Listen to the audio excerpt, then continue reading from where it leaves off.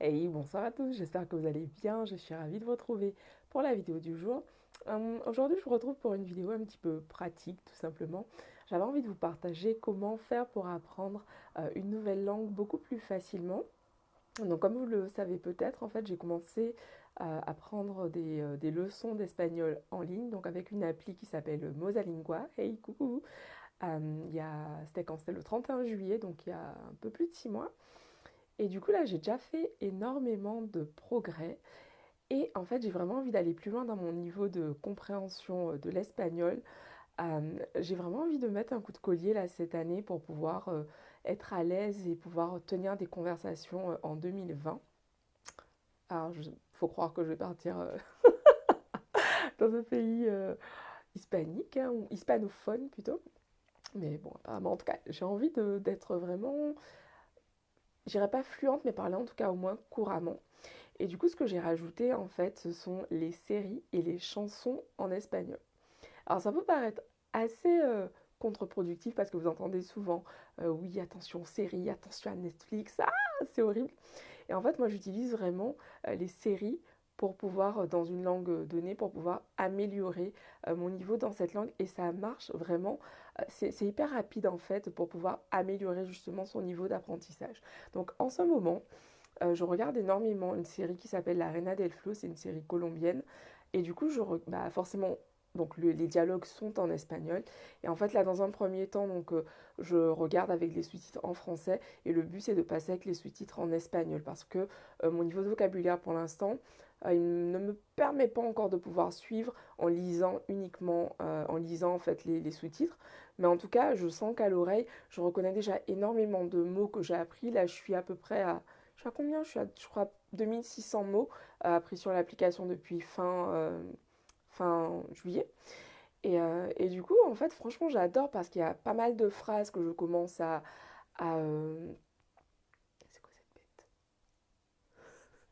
Pardon. Il y a pas mal de phrases, en fait, qui rentrent pour moi naturellement et je sens vraiment que mon niveau s'améliore, en fait.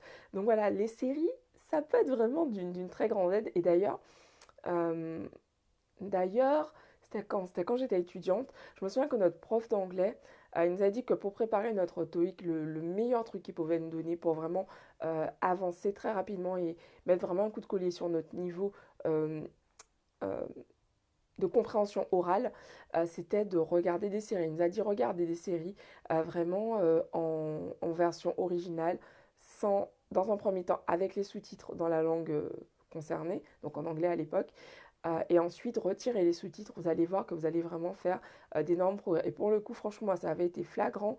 Je me souviens quand j'avais fait un test, un TOEIC blanc. C'était, je crois, fin septembre, j'étais à peut-être 650, un truc comme ça. Et quand j'ai repassé le TOEIC, euh, je crois que c'était au mois, peut-être fin novembre, début décembre, enfin bon, quelques mois après, 2, 3 mois après, grand max, j'avais fait un bond de plus de 200 points. Donc franchement, ça fonctionne vraiment très très bien. Et depuis, bah voilà quoi, je regarde évidemment toutes mes séries en VO. Euh, ouais, c'est rare que ouais, parce que parfois, enfin, à force de regarder des séries en VO, parfois j'ai l'impression que je regarde en français. Mais je regarde en VO et en fait, je lis le plus souvent possible en anglais également, comme je vous l'ai dit dans le cadre du challenge. Le challenge est toujours en cours, mais j'ai pris du retard. Le challenge 103 livres, 52 semaines.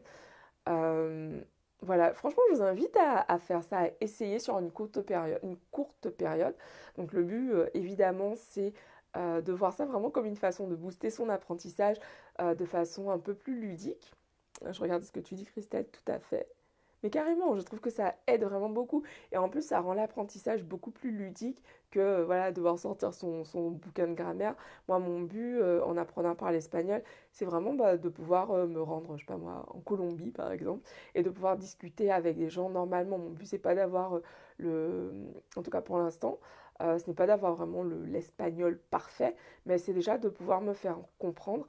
Et je trouve que les séries, c'est génial parce que ben voilà, en général, en tout cas dans la série que je regarde, le niveau d'espagnol qui est parlé, c'est un niveau d'espagnol enfin courant. Donc c'est-à-dire que enfin c'est pas de l'argot, il n'y a pas énormément d'argot, c'est vraiment enfin un langage assez courant. En tout cas par rapport aux fiches que j'apprends, je retrouve énormément des mots que j'ai appris ces derniers mois dans les dialogues avec les différents personnages. Donc je trouve ça hyper kiffant. Et du coup, par la même occasion, je me suis mise au reggaeton. Je n'aimais pas du tout cette musique avant.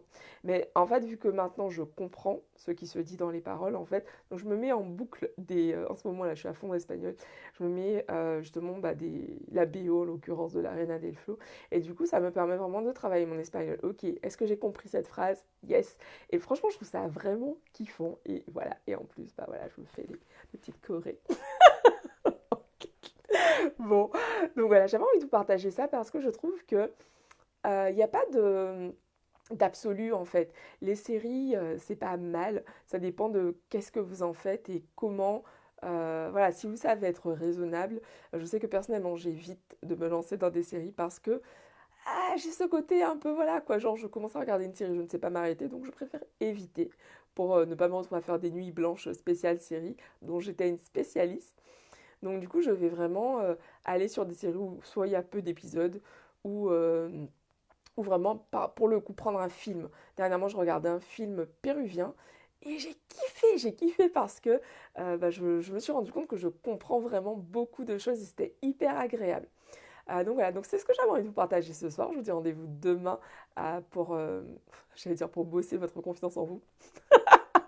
Mais alors justement, je trouve ça génial parce que pour le coup, au niveau de mon apprentissage, ça me fait vraiment prendre confiance dans mon niveau d'espagnol actuel, puisque je me rends compte que je comprends déjà beaucoup de choses en très peu de temps. Parce que vous me direz, oui, ça fait 6 mois que j'apprends l'espagnol, mais franchement, j'y passe quoi parfois moins de 10 minutes par jour. Donc franchement, Mosalingua, je vous recommande cette application. Si vous avez une langue que vous avez envie d'apprendre, utilisez-la.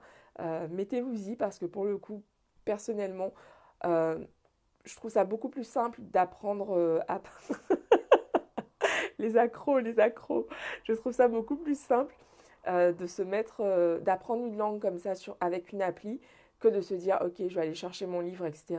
Moi, j'apprends, par exemple, là, en rentrant, là, ce soir, j'étais en train de faire de l'espagnol dans la rue, quoi, en fait, en marchant. Donc, euh, donc voilà, je vous invite à tester. En tout cas, si apprendre une nouvelle langue, ça fait partie de vos objectifs, de vos priorités, testez Mosalingua. En tout cas, c'est celle que j'utilise. C'est Olivier Roland qui l'avait recommandé et j'avais sauté le pas justement pour me mettre à l'espagnol. Et d'ailleurs, est-ce que vous apprenez des langues en ce moment? Ouais, est-ce que c'est quelque chose qui vous intéresse justement d'apprendre à parler de nouvelles langues ou bon, vous êtes good comme vous êtes actuellement? Je vous embrasse et je vous dis rendez-vous demain pour une nouvelle vidéo.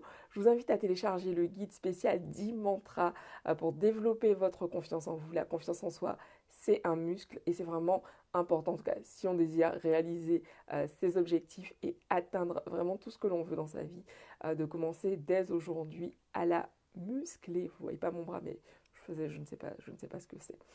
Euh, non, on voit pas. Ouais, voilà, c'est censé être un mouvement sportif, mais bon. Je vous embrasse. Je vous dis rendez-vous demain. Et bisous à tous. Ciao. J'ai la mélodie qui trotte dans la tête là. Bisous. Mosaling. Ah, je vais noter en commentaire. Comme ça, je vais noter en commentaire. Comme ça, tu auras directement le nom.